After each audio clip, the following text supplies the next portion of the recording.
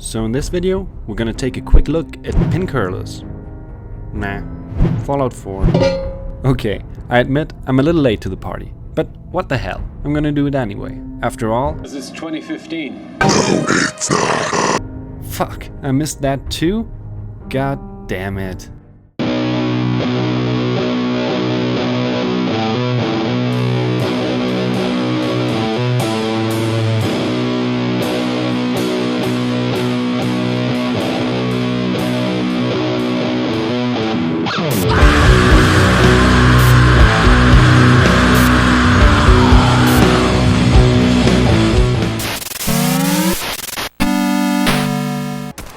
So I haven't done a review in quite some time, but it's not my fault, because Bethesda has managed to once again steal a quite significant chunk of my life.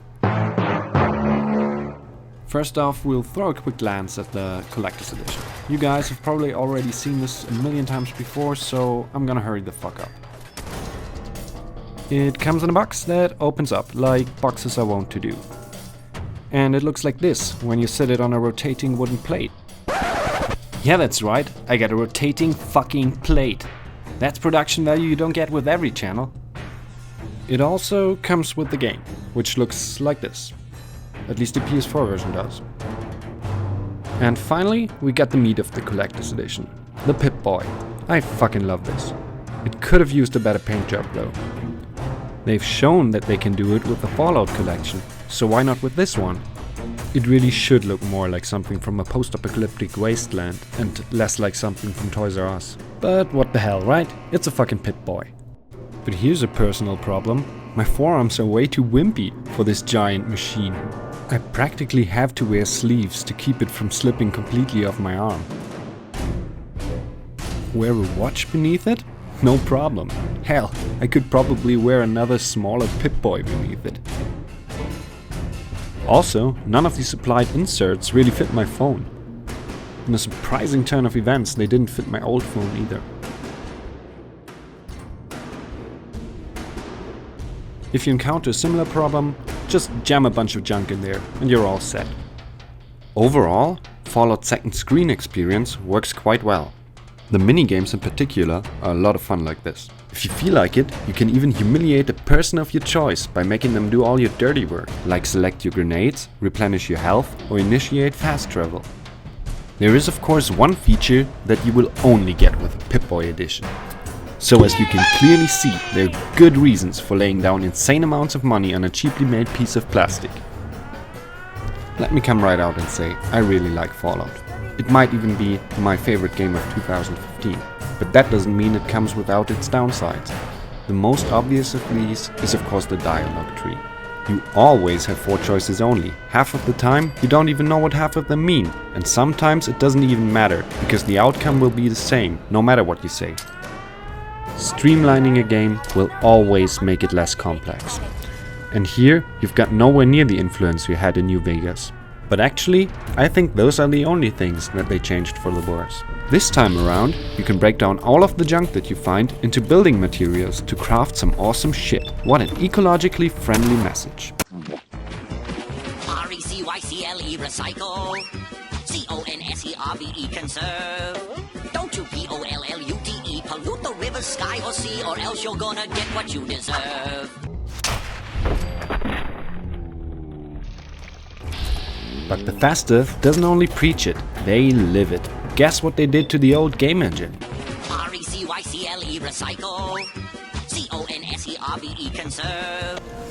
And along with it, they've conserved all of the good glitches you've come to know and love. You've got all your basic floating and clipping issues, but this time with a good helping of kidnapped camera. Don't worry. I'll get her back. And whatever this is.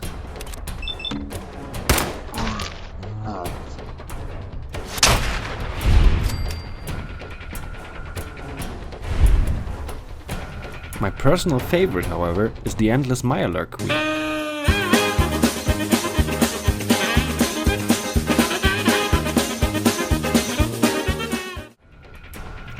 However, I've not encountered anything game-breaking yet. Maybe I'm just lucky, but for me, the PlayStation version is surprisingly stable. In fact, it has crashed only once in my entire time playing. But what's most important to me is that they managed to preserve Fallout feeling. You see, when it comes to open world games, I'm a little picky. I don't like vast empty landscapes like they had in Far Cry 4. Bethesda games are oftentimes different in that regard. They feel much more alive, not only due to the level of detail, but because they feel much more populated. Not by people, but populated by story. The notes that you find, as well as the places that you visit, serve to tell you of the fate of the other citizens of the Commonwealth. They have once again made one of the most immersive game worlds I've had the pleasure of exploring. And you know what? I don't even hate their crafting system, and coming from me, that means a lot. And then there's the building system. You might call it a glitchy fucking mess, and you'd be right, but it's still my favorite feature. That just goes to show that things can simultaneously be a glitchy mess and an awesome feature. If you're just starting out and don't want to lose your mind, the two best tips I can give you are: first off, learn to work with the two foundation floor types. You can even use the concrete foundation to rebuild the walls of the castle. Finally, when one wall refuses to snap to the floor, try a different one. Sometimes they work. Other than the building and crafting systems, the gameplay of Fallout hasn't much changed. They made some worthwhile improvements to the gunplay and the enemy AI. Feral ghouls, for example, are now a force to be reckoned with, and probably my favorite type of enemy. If you're starting out, my advice would be to get the level 2 Scrapper perk, so you can highlight your resources, to cook food rather than to rely on stim packs, and not to carry too many weapons. For example, you practically never have to carry a fat man with you, as one can be found in the direct vicinity of almost any big enemy. And finally, should you be looking for something to do, check out Good Neighbor and find out about the Silver Shroud. It's one of my favorite quest lines. Now, while the game was generally well received by the critics, it has divided the fan base. Some people really seem to hate it. Many people complain about the weak main storyline, and I agree, it sucks. But Fallout 3 wasn't known for a strong main storyline either. To me, these games have always been more about side questing. Another big point of contention is that Fallout has become more shooter-like, and it is true, but I would argue that in this case it has worked for the better of the game. Now, I'm not saying that this is the perfect game, far from it. It may not be for everyone, but I had a lot of fun with it. So, should you decide to venture out into the wasteland, don't forget to write a postcard.